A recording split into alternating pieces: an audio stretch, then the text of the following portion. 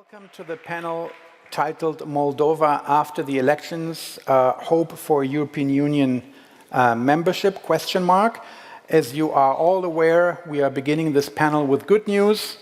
The pro-European government of Moldova was re-elected yesterday, and it was elected by a wide margin. And I would like to welcome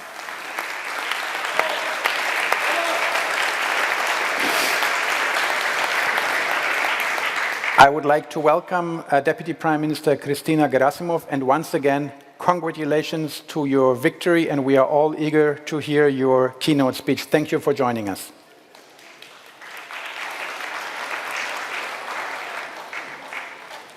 Thank you very much, Your Excellencies, dear participants. It's a pleasure to be with you today, even though online. But as you all know, we have had a big political test to pass yesterday, and I chose to be here at home together with my team so that we support the events that took place yesterday. This speech today could have gone very differently, and I think many were concerned that this morning we wouldn't wake up with such good news. And that is, of course, because of the unprecedented challenges of interference in our electoral process that we had to face during the last months, and I'm not afraid to say months rather than days. But here we are with very good news this morning. And first and foremost, I would like to start by saying thank you to all the Moldovans who took the opportunity and the responsibility to go and vote. And of course, also to all of our partners in Europe and beyond who did everything possible for the results to be integral and to safeguard this election in Moldova. I would like to thank you all. With that said, Moldova has indeed withstood the biggest test of its political stability, of its political maturity as a country, as a society. And I would like to note that this is the fifth political test that we passed successfully. We are now with 2 rounds of successful parliamentary elections where Moldovans chose boldly the pro-European path. We are after 2 presidential elections where, again, Moldovan citizens have given a very strong mandate to President Sandu to take us on our reform journey that will bring us to the European Union. And of course, the referendum that we passed last autumn with a narrow margin, but considering again the challenges, and the challenges, not only the immediate ones, but the challenges that we've been facing for at least the last 4 years since the pandemic. I think this is all excellent results for the current ruling political leadership and for the future of our country. The challenges have been indeed incredibly high, from hybrid threats to cyber attacks, to disinformation. And I think these 3 were really the words of the day. We have learned a lot from our presidential and from the presidential elections and from the referendum last autumn. And we did our best in the last almost a year now to prepare well for the elections. And I think what the results have shown were that we were very well prepared, and the citizens were able to go cast their vote in free and fair elections.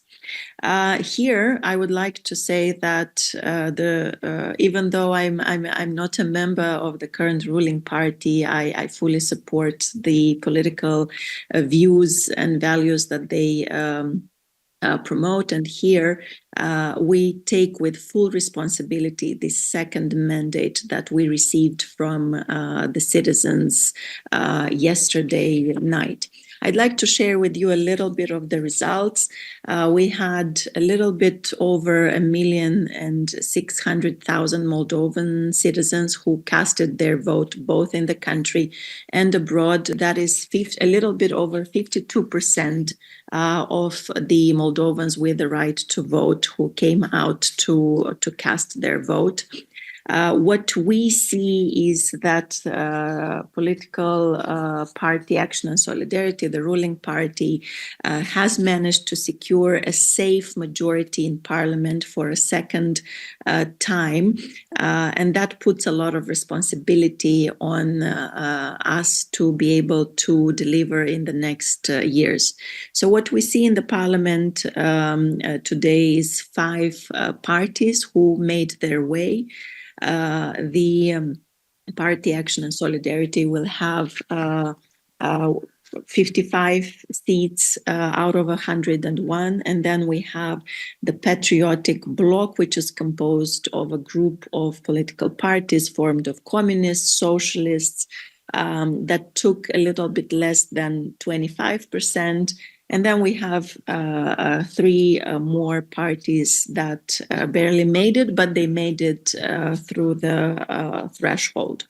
So with this, we have a steady and safe majority in the parliament to be able to move full speed with no hesitation on our European reform agenda. I think what we've managed to prove as a country in the last at least a year and a half since we have opened accession negotiations is that we do have the capacity to deliver, and we can deliver as a country on the reform agenda. I think the last 15 months of the bilateral screening that I had the honor to lead with my team here in Chișinău showed that we are already well aligned with a big part of the European acquis. And the most important is that we have already a plan in place, a program, a national program for the adoption of the acquis, basically a national roadmap for the next 5 years to be ready for membership by 2030. So here, when you ask me what's next for Moldova, I think first and foremost we were able to secure that political continuity to continue with the reforms that are very complex, very difficult, but we have the support of our society to continue with that path. We have to be patient. In the next 30 to 45 days, we will be able to see the validation of the results. We will be able to see the first meeting, constitutive meeting of the next parliament. And of course, President Sandu nominating a candidate for the prime minister. And hopefully within maximum 45 days or so, we should have a new government up and running. Here we have really the huge responsibility to use this historical window of opportunity that is still open for us to anchor Moldova in the space of peace, of freedom and security. This is what the Moldovans have voted for in an unprecedented act of unity. If you look at the map, you will see that it's mostly only citizens in the region of Gagauzia who voted predominantly for the second and third placed parties in the parliament. Also, the Transnistrian region has voted predominantly for the Patriotic Bloc. And we also saw results less favorable for Party Action and Solidarity in the north. And that is because the economic basis up there in the north is still very much linked to traditional economic ties that we have had for decades with the Commonwealth of Independent States and particularly with Russia. But still, we've seen districts in Moldova that are traditionally pro-Russian that voted this time pro-European. And if you look at the map, you will see a distinct unity this time around. I think also very important is to look at how the diaspora have voted this time. Like every other time, they contributed significantly to the results of these elections. We have around 17% of the total vote coming from the diaspora this time, and more than 78% of it was given to the Party of Action and Solidarity.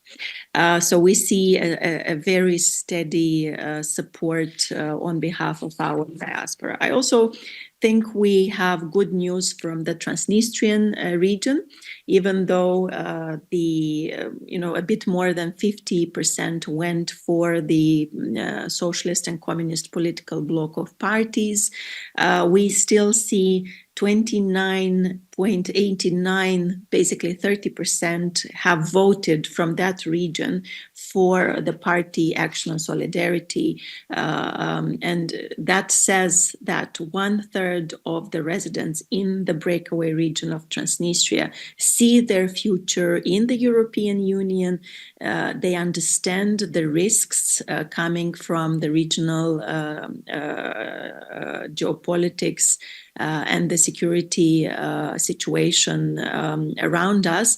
And I think we have this clarity and vision as a society that we need to make most of the next 4 years ahead of us to anchor Moldova within the European Union. With that said, I think one strong message for Europe that comes from Moldova today is that united we are stronger, and we need to keep unity against all of the challenges and threats coming from Russia. Russia lost another battle in Moldova, this time around again. And I very much hope that in the next years, together with your support, with your solidarity and assistance, we will consolidate our resilience against the threats that we are still facing. Still, we need to continue to be vigilant. Despite the overwhelmingly positive result, it's important to continue to be vigilant because while we now go back to our full-time jobs, disinformation and propaganda continues working full-time, exactly what we have seen after the presidential elections and after the referendum last autumn. So with that said, thank you once again for all of the support that we have received from EU member states, from European institutions, from our partners beyond Europe, to make sure that we are able to safeguard the integrity of this electoral test that we passed successfully yesterday. Thank you.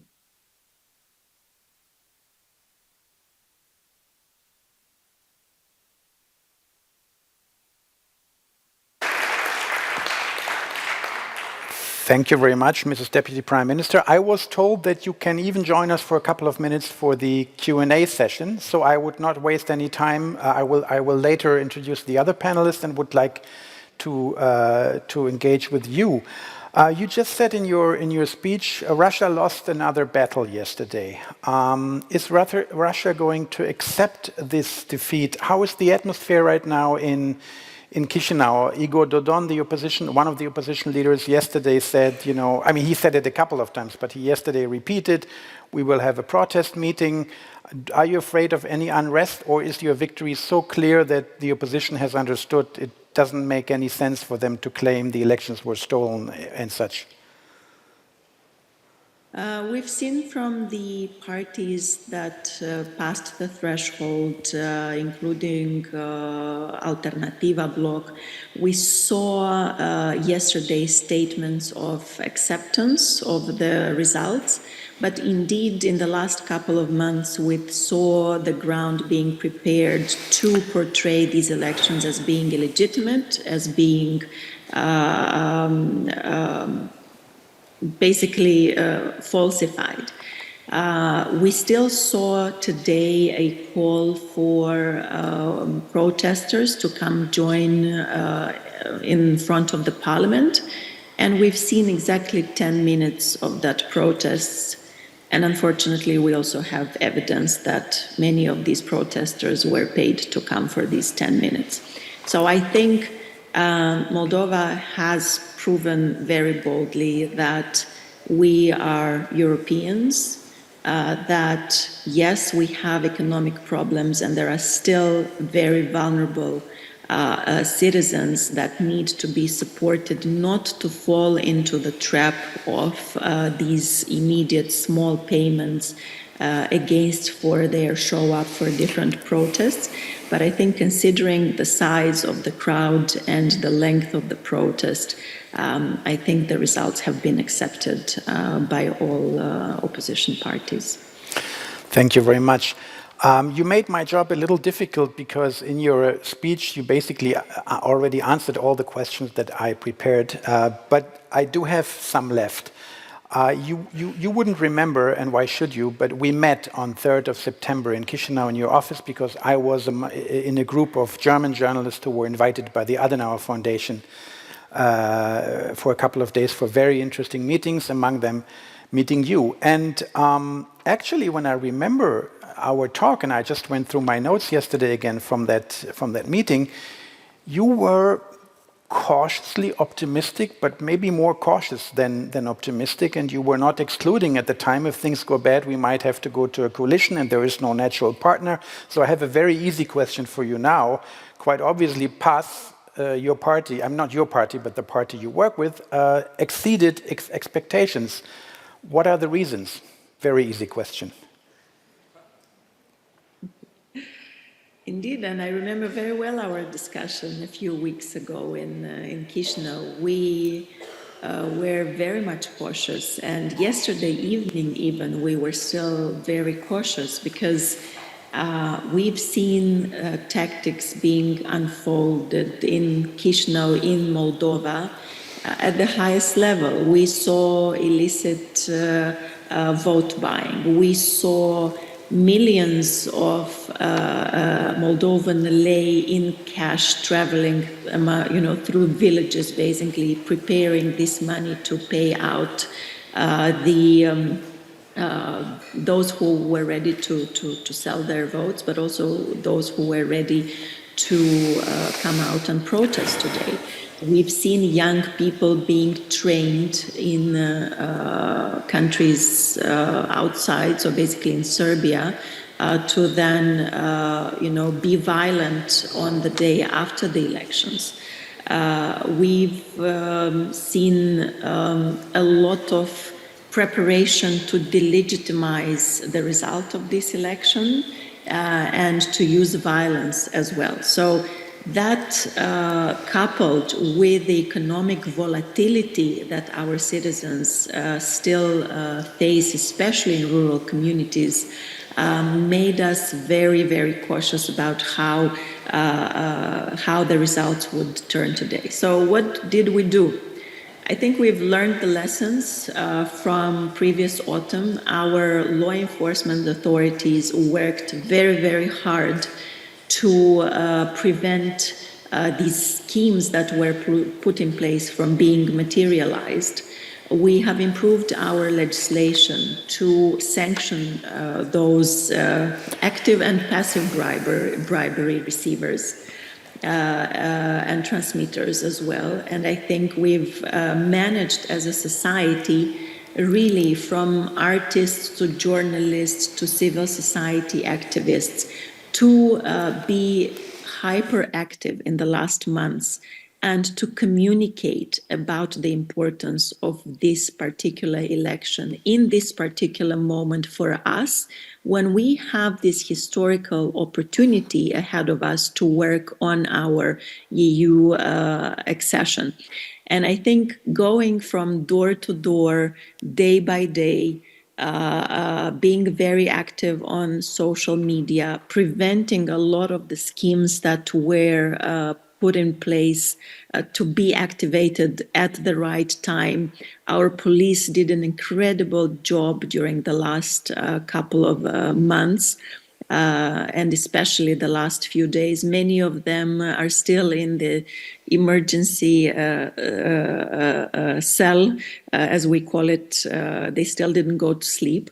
But I think all of these concerted efforts put together with all of the support and assistance that we received from our partners managed to, bring up this result that we're cherishing today. Thank you very much.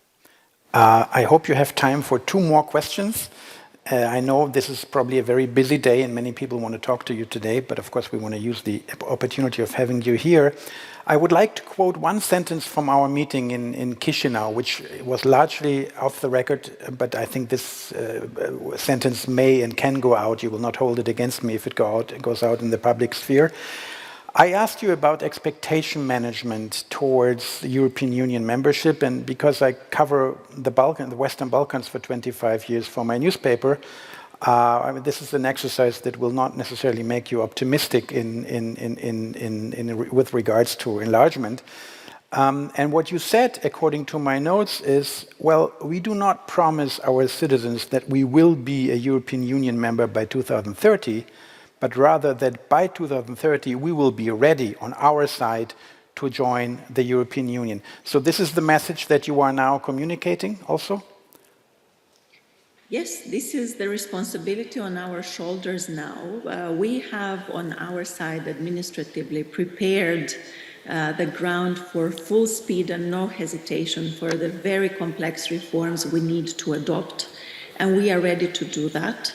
But we all know that this is a two-way street. In any discussions about enlargement, about accession, it's not only about the candidate countries, it's also about the EU member states. It's about the European Union to be ready for new member states. At the same time, we have this momentum still in Europe. That has been created and provided to us because of the tragic circumstances around Russia's invasion of Ukraine back in 2022, and I think everyone is very clear about that. But on our side, we see this constellation of factors that we have today. We have a very strong political will. We have another 4 years of green light for the most complex reforms to be undertaken. Every Moldovan wants rule of law. They want a clean justice system. They want a functioning economy. They want consolidated democratic institutions so that in the next elections we actually talk about programs rather than a geopolitical choice between the West and the East. At the same time, we have signals from all 27 member states being open and supportive for our European path. So this creates this momentum for us, for the European Union, and we very much trust and hope that equally to us, with no hesitations for the next 4 years, we will see the same no hesitation on behalf of the member states to work with us together to make the best of our accession preparation during the next 4 years. Thank you very much. And last question. I wonder, the European Union membership is still a distant goal. But you do have small successes on the way. One of them being, as of October, your banking system will be part of the SEPA system, the Single European payments area, and whoever has ever transferred money from the European Union to a bank outside of it knows this is not just a technical detail. That means a lot, because usually you lose a fortune in wiring money outside the Euro Union. And then also, as far as I remember from our talk, you will be, from our meeting, you will be in the roaming zone as of January 2026, the Roam Like at Home program. Those little details, which for countries with such a huge diaspora as Moldova, have they maybe also been part of people deciding, well, this is actually the party I want to vote for because that actually changes my life on a daily basis? Indeed, opportunities of gradual integration with very practical benefits for citizens are very beneficial to show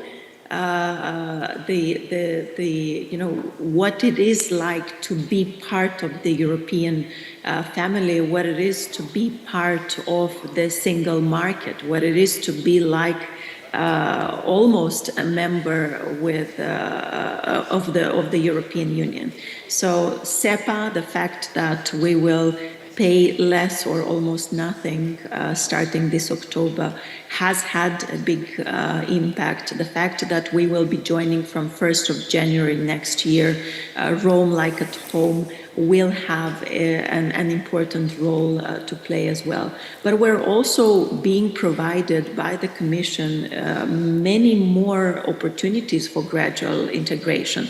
And that is helping us familiarize with how the European Union works and to be better prepared, not only as an administration, but also as a society in terms of our expectations from being a member of the Union. Thank you very much, Mrs. Deputy Prime Minister. I hope we have the chance to prolong this discussion in Chișinău soon. And I think everyone here appreciates that on such an important and surely very busy day for you, you have shared your time with us. Thank you very much for being here.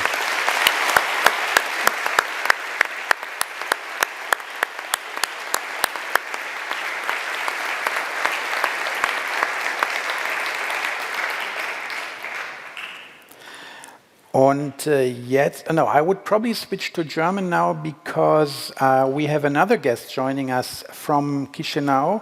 I hope technically it's going to work. Mrs. Brigitta Triebel, who heads the Chișinău office of the Konrad Adenauer Stiftung. Ja, da ist sie. Herzlich willkommen.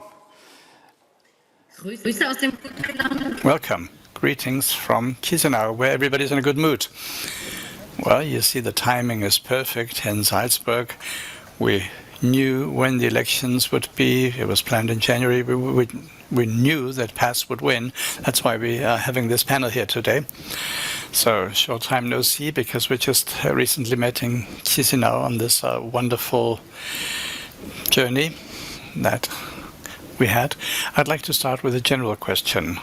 You have an excellent network there. PAS has received a mandate for another 4 years in order to continue its policies there. Now, what are the most important milestones and tasks coming towards the party now? Well, first of all, greetings to Salzburg here from Chișinău. Well, the most important milestones are to deal with the domestic political challenges. So the economic situation of the country needs to be improved, and there are still some regions where people are pro-Russian. Well, not too many. And Cristina Gherasimov has said that there's also a change within the country. There's a positive trend, but still there's a big difference between the cities and the countryside, between the pro-Russian north and south. So we need to tackle this. People need to see what a pro-European government in Chișinău means for them. The second most important point is we need to do something about the educational system.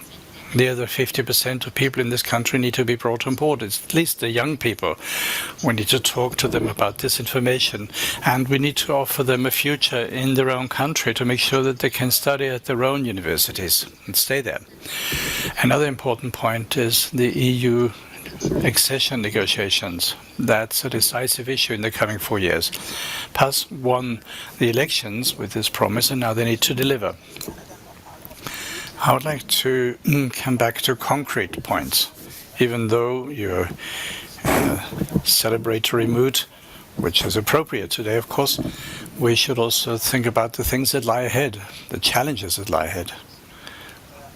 In our recent visit to Chișinău, you talked about the energy policies, and you said that Brussels has made it possible for Moldova to make sure that the increased prices of electricity can be capped until year end. Well, what happens at the end of the year?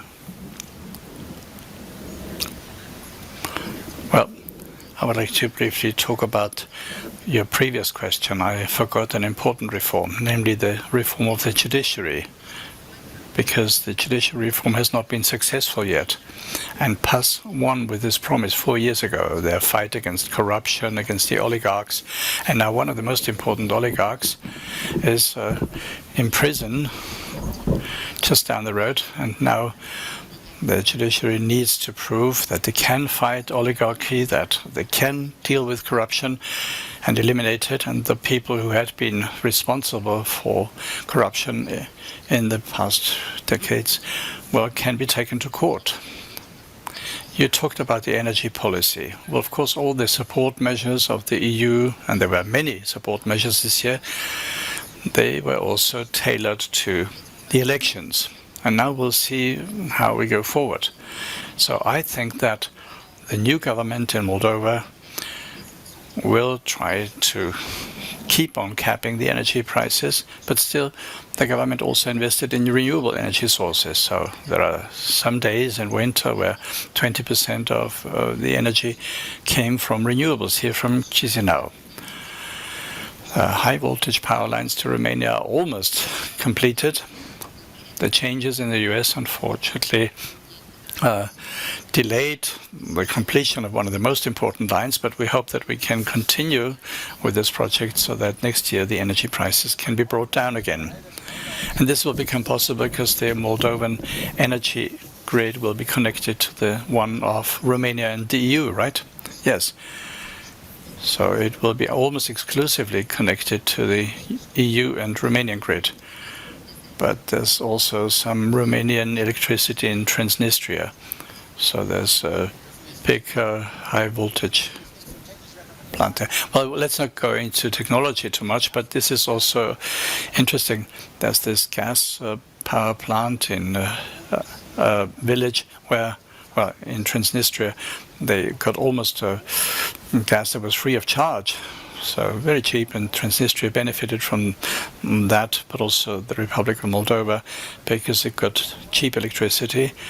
And in January, the gas transit for Transnistria, well, this contract was not extended, so it expired. So currently, Transnistria gets gas that goes there through a circuitous route. And of course the Russians don't want to lose their influence in Transnistria, but how long will this model be kept up?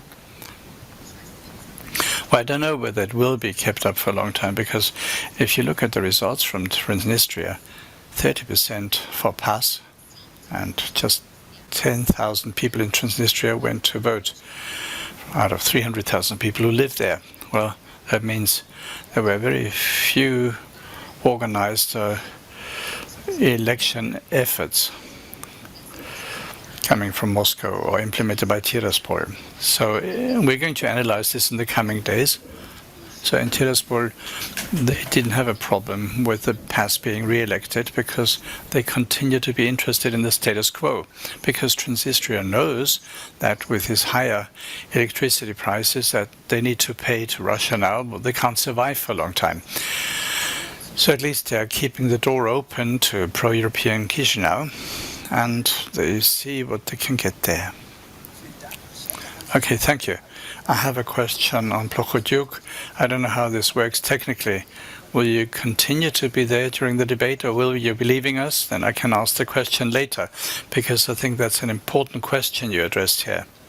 The question is whether the judiciary can fulfill the expectations placed in it and make sure that justice can prevail. Okay, so I'd like to thank you. So let's move on to introducing the panelists. I have not done so yet. We have, of course, the report from the Deputy Prime Minister that went first. So there are 4 people here. Let me start with the representative from business, Daniel Mușat. He is the Regional Sales Director, Southeastern Europe and Romania for Zumtobel Lighting, headquartered in Bucharest, was in charge of Southeastern Europe. We'll talk about him in more detail later. And then next to me, we have Andreas Kiefer, the former Secretary General.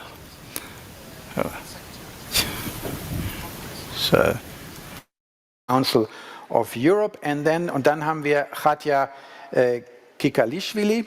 Ich hoffe, jetzt die richtige Silbe betont. And then we have Khatia Kikalishvili, Program Director, Eastern Partnerships, Zentrum Liberale, Moderne, or the Center for Liberal Modernity in Vienna. And we'll continue in English and in German, going back and forth. So let me start in German with Khatia. Welcome and thank you very much for having traveled here. We'll stay with the Adenauer Foundation because Khatia used to be an intern.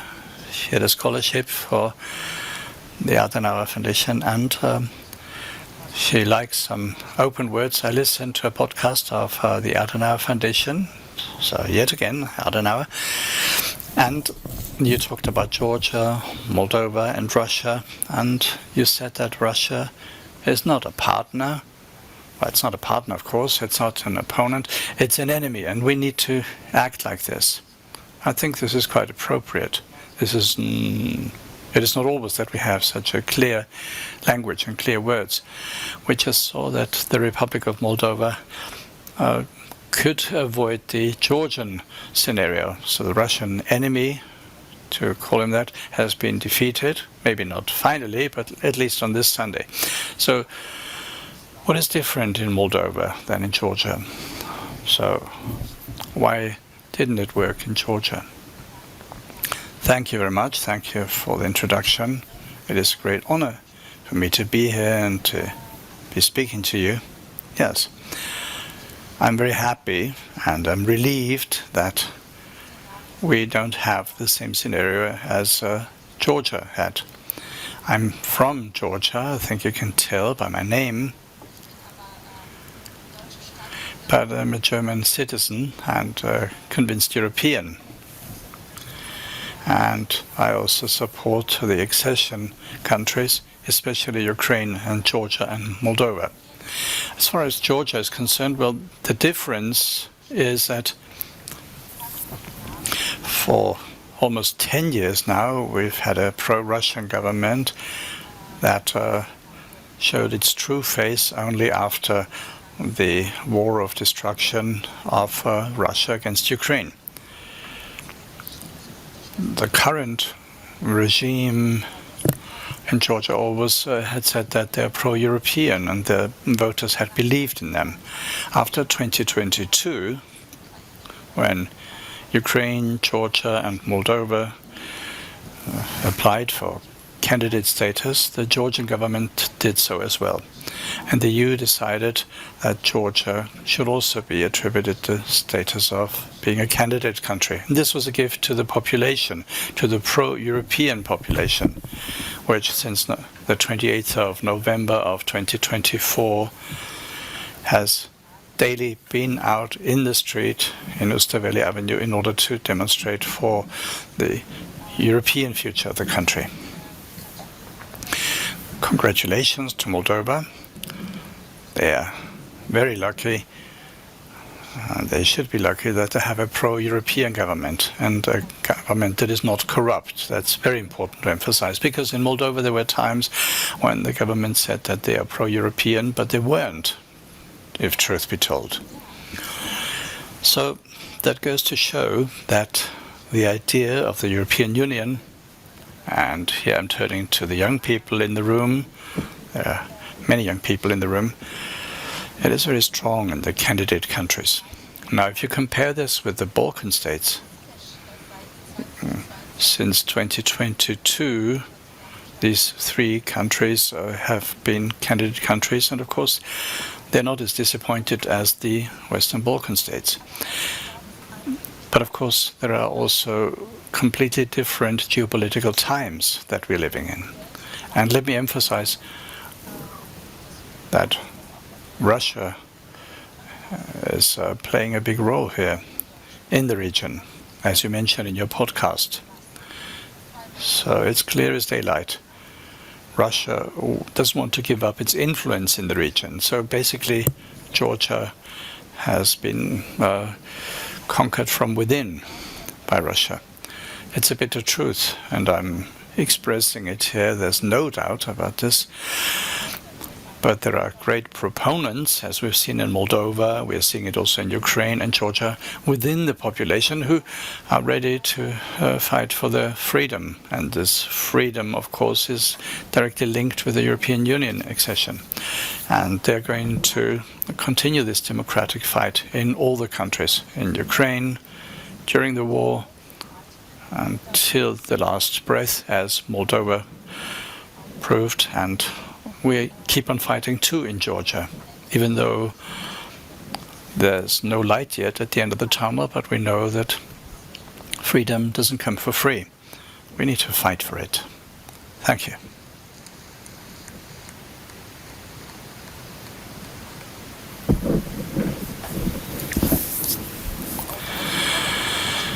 I have a follow-on question. Unfortunately, I missed the morning session because I had to write a commentary for the FAZ newspaper on the elections in Moldova. But of course we have similar concerns, like we said previously. And if I'm not deluded, I can't really see him properly. We have Wolfgang Schüssel there, right? Yeah. And we recently discussed this. I know that he's also thinking about this a lot. How realistic is the perspective that the Republic of Moldova and maybe a pro-European government can maybe ensure that Georgia could become a member of the European Union, knowing full well that it doesn't only depend on the candidate countries, but also on the European Union. So I wanted to make sure that we're all on the same page. So the previous German government under Olaf Scholz, the one before that, and also Emmanuel Macron, always say in their speeches, and you can always read up on that, yes, we want to enlarge the European Union, but initially the European Union needs internal reforms.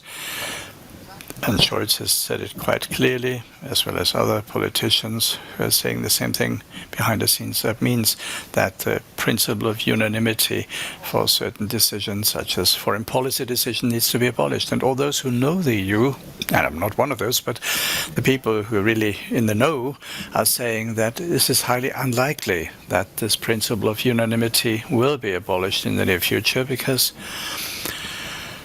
you need unanimity, and there is no unanimity to abolish this principle of unanimity. So Berlin and Paris say we want this enlargement after Earth stops revolving around the sun. So this is something impossible that is given as a precondition. So I know that you have similar concerns. What is the risk that at some point we will be in a situation where optimism isn't as big as it is today, with good reason, in the Republic? Thank you very much for this question. And before we then speak about unanimity and also about the possibility and the political will of the European Union towards reform, let me just repeat how important political will from the outside world for candidate countries is. We have seen it, for instance, the visit of Weimar and Dreyer, how important that influence was. The Weimar Triangle, the people were there, and also Maya Sandu received support, and so did the Moldovan population. And other countries share this view, obviously. So as far as I know, everything, of course, is closely linked to the civil society in Ukraine, Moldova and Georgia. And skepticism or also the appraisal that the membership in the European Union will not happen tomorrow, meaning that governments and people fully understand that it is not a gift. It is the Achilles heel in every country, the rule of law and the legal system and democracy. So these reforms on the European standards are important, and without that there can't be any further step. But at the same time we see that the reform of the EU, and in particular when it's about unanimity, when it's about veto rules in the cluster negotiations, for instance, that this is a huge topic, as Ms. Gherasimov said, because Moldova and Georgia would not have candidate status if there were no Ukraine. And this geopolitical decision was taken as such. All of that, of course, now is up in the air. And I fear that if the EU is not in a position to act in a united manner, and that was said repeatedly in the first and second panel, then there will be a major disappointment. So when I speak with Ukraine, they give their lives for EU. So they fight every day for all of us, not only for themselves, but also for us. And I'm under the impression, and you can of course prove me wrong, that in Europe, in the West, this message hasn't been properly received. What it means, or what danger emanates from Russia, and that our security is at stake. And I very much wish that the debate related to the reform of the EU gets ahead. We hear no concrete proposals from decision makers, be that in Berlin or in Austria or also in Poland or in France. There are highly diplomatic replies, but no concrete proposals and no political will for implementation.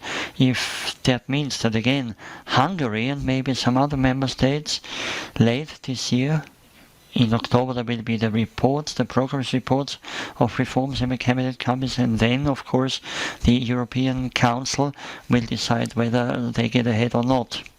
And I very much hope that a solution can be found. As a native Georgian, I can only say we see no other alternative than Europe, and that applies to Ukraine and Moldova as well. We can have enough patience, but there has to be honesty from the other side as well. Thank you very much. And as to honesty, that also requires debate, whether it's feasible at all or not to take up new members if you ask for a reform whose probability isn't overly high. Then we have Andreas Kiefer here. He worked for a long time for the Council of Europe, so he is also an expert of European legislation, European accession movement. So if you don't like the question, you can of course just neglect my question and say what you well, had thank wanted you very to much. say. Oh, sorry, anyway. yes, we want to speak English. No Yes, worries. yes, sorry. Happy to be here back in Salzburg. And Benito Ferrero-Waldner knows there was a key time at the Nice Treaty negotiations when a first attempt was undertaken to reduce the number of commissioners. I mean, this is another painful area where member states are very much concerned. Yeah. And it didn't materialize. So I think we would have to wait for one of those windows of opportunity when you have to be ready to take these decisions. I don't see them right now, but you never know. So I wouldn't start worrying too much about that. I think there are moments when decisions that seem impossible all of a sudden become possible. This is the same with German unification and other areas where you unexpectedly, with people who believed in it, Helmut Kohl at the time, you need those charismatic figures who carry the idea, and then all of a sudden others will join in. There are ideas for a workaround, for example, saying, okay, if full membership right now is not on the cards, obviously we all don't know what's going to be in 5, 10, 15 years. No one does. We're not prophets. But if it's not on the cards now, maybe we can find intermediate solutions, like, for example, candidate countries that qualify joining the single market and joining the Schengen area, so that you have some progress in the movement towards the European Union. Do you think that's an option? Well, we had this discussion in one of the panels this morning, the different speeds, different intensity. I don't think we should put the compromise at the beginning of the discussion. I think we should remain ambitious and go for the better one, and not just for something that could help. I don't exclude that in the negotiations some areas will be identified where closer cooperation is possible, even beyond or without membership. But that's not the objective. The objective must be to bring countries that feel European, that have a European history, and then a European identity back also on the table where the family is united and discusses. Completely agreed. I wouldn't phrase this as I wouldn't put it as a compromise, though, but as an intermediate step towards the final goal. Well, that's fine, but I think we need to define ambitious objectives and then go step by step. Yeah.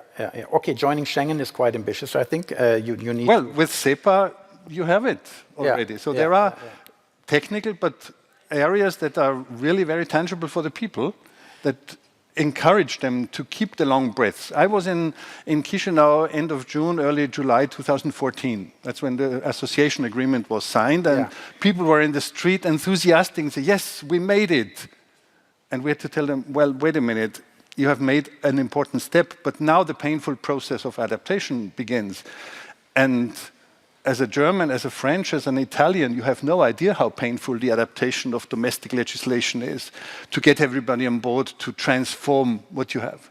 As a founding member, this was an organic development. As a new member, you really have to do painful homeworks, and you're scrutinized regularly on an international stage. And there, of course, cooperation helps, and I'm very pleased to hear that at different levels, Georgia, Ukraine, and Moldova cooperate. I had the pleasure to sign a cooperation agreement with the three national associations of local authorities of these three countries to exchange, and also to exchange good practices in how to build trust in local and regional institutions as a basis for building trust at national level, and also to please, in a way, or to satisfy the international friends of Moldova, Ukraine, and Georgia on the way into the European Union. Thank you very much. I'm sorry, I have to start to rush this a little bit if we want to have all participants engaged in the discussion. So a question which, if possible, could be answered short, if possible, because you are an expert for the Council of Europe. What could the role of the Council of Europe be now, in the case of Moldova, to supporting the process? Yeah. Well, this European flag is not only symbolizing 30 years of Austrian EU membership, it's also symbolizing 30 years of membership of Moldova in the Council of Europe. They became a member of the Council of Europe in 1995, so same year as Austria joined the European Union. And this shows the links between these two institutions. The European Commission regularly consults with all bodies of the Council of Europe to prepare their progress review reports. And there's a different logic for being member of the European Union and the Council of Europe. I will really boil it down and be very pointed. For the European Union, the reason is to be part of this European family, to make national priorities EU priorities, so to try to influence and get from Brussels what you also could would think right at home, to avoid court cases and to benefit from the funds. So that's very much reduced. In the Council of Europe, the membership, the logic for the membership is a different one.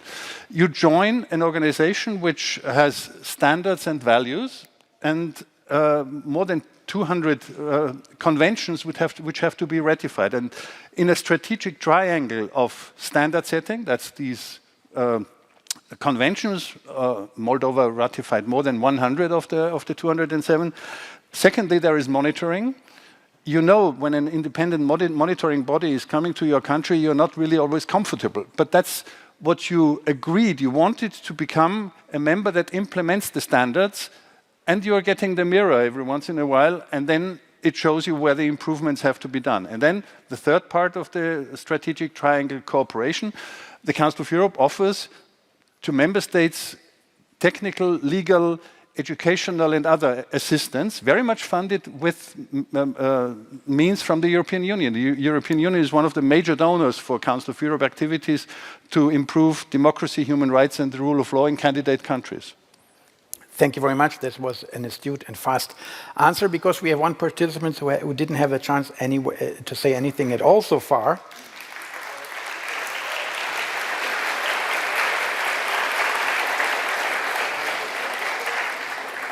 And I'm glad that Daniel Mușat is with us, because he's representing the economy, and you guys sometimes bring in a different and very important perspective, the practical perspective. Now, you told me, and it says in your CV, you're basically responsible for a vast area in Southeast Europe, and 3 of the countries you are covering with your company, for your company, are neighboring countries, Romania, Bulgaria, and Serbia. 2 of them, Romania and Bulgaria, are in the European Union. 1 of them, Serbia, is not. What does it mean for you as a businessman, as a representative of a company? What's the difference from being in or being out? First, thank you for the opportunity to be here to this prestigious summit. I would like to say that indeed the political instability is very important and has a clear role and influence the economical situation and the economical development. We see differences between countries that are part of European Union, and the lesson is that we address actually to people, and actually people are not so different country per country, and they have the same needs and they have the same expectations. From business perspective, I would say that countries that are not today part of European Union, they have not to spend so much time learning and having the same story as Romania or Bulgaria. Also, the access to information, to digitalization is pretty high today, and I see that countries that will be part of the new European Union, they have a big chance to shorten the steps to the same economical stability and to the same economical development. But for your investment decisions, does it make a difference? I mean, you told me you have a factory in Niš in southern Serbia, and of course you also have others in Bulgaria and Romania.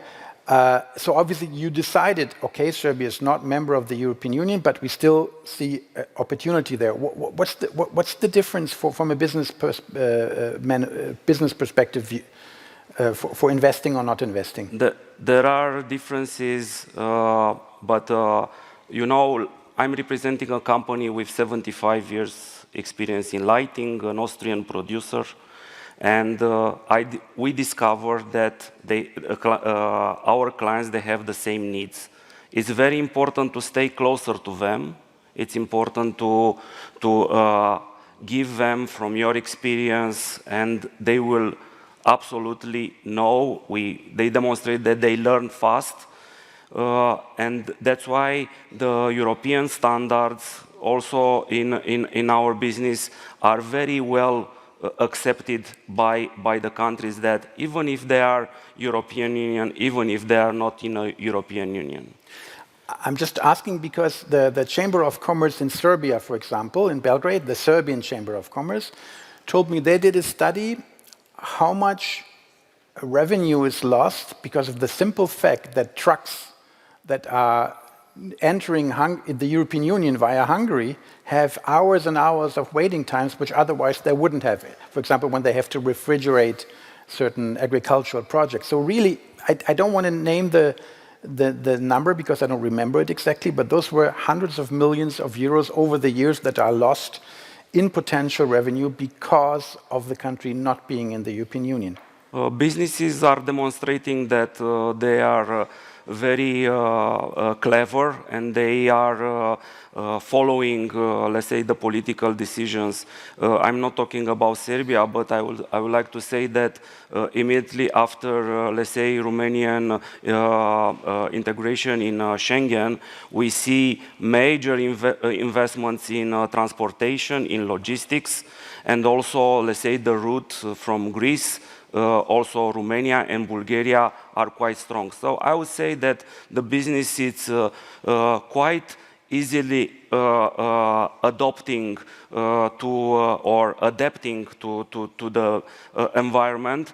And also from this perspective, countries should make the necessary steps, and let's say Europe in general should make the necessary step to develop these regions based on some decisions. So for your company, Romania joining Schengen did make a difference? Absolutely, yes. Okay, thank you very much. Frau Triebel, Sie haben jetzt die ganze Zeit ausgeharrt. Ich hoffe, die Verbindung steht noch. Miss Triebel, I hope you're still with us. And since now we actually have to end this because there is a lunch break at 1:30, but one question should definitely be dealt with. It's maybe the most infamous oligarch of the Moldovan history, Plahotniuc, was arrested in summertime in Greece, and now a few days before the elections, maybe with a certain hidden agenda, was then transferred to the country, which certainly has helped the government party in Moldova. But he still is described as very powerful. That's also an acid test for the Moldovan justice system. How do you believe will the Moldovan justice master this test? Yes, it will be a test indeed, and we will see how well justice in Moldova is prepared for that. But I'm quite optimistic here, because now all players in Moldova understand, even people within the justice system and those wanting to further undermine it will have to have another 4 years of anti-corruption fight, and this will change things indeed, and will also certainly find much European justice support. Plahotniuc, indeed, there was a fear that because he once controlled almost the entire justice system, would also then know the judge he will be facing. But I believe that this case will be prepared in such a way that the rule of law will be respected. When this will happen, there I would be a bit cautious. I would say that no judge will very much like to deal with this case, so it will be a long preparation, and then we will see. Thank you very much, and best greetings to Chișinău. A positive final word after a positive start yesterday. As usual, you can only broach these questions, and then many questions are not answered, so I have to apologize to the panelists. We could not even deal with all the questions we were going to ask, but we have no more time now, so thank you very much. Thanks to the organizers also. Thank you very much.